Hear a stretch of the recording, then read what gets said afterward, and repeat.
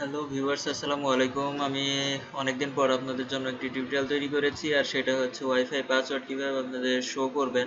দেখা যাচ্ছে কারো ল্যাপটপে ওয়াইফাই পাসওয়ার্ড দেওয়া আছে, আপনি সেই ল্যাপটপটি কিছুক্ষণের জন্য কাছে পেয়েছেন এবং সেই পাসওয়ার্ডটি আপনি নিয়ে নিতে যাচ্ছেন। তো এর জন্য কী করতে হবে, উইন্ডোজ 10-এ কীভাবে করতে হয় আমি সেটি দেখাচ্ছি। এখান থেকে নেটওয়ার্ক অপশনে যাব আমরা।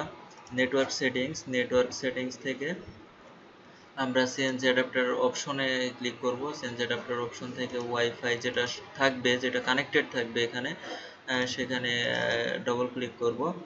ডবল ক্লিক করার পরে আমরা ওয়্যারলেস প্রপার্টিসে ক্লিক করব এবং এখান থেকে সিকিউরিটি থেকে শো ক্যারেক্টার্স আমরা এখানে ক্লিক করব।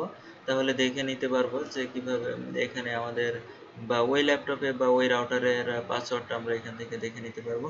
এরকমভাবে আমরা একটা যে কোনো কারোর পাসওয়ার্ড ল্যাপটপের মাধ্যমে তার ল্যাপটপ কয়েক মিনিটের জন্য নিয়ে হলেও আমরা এটা দেখে নিতে পারি।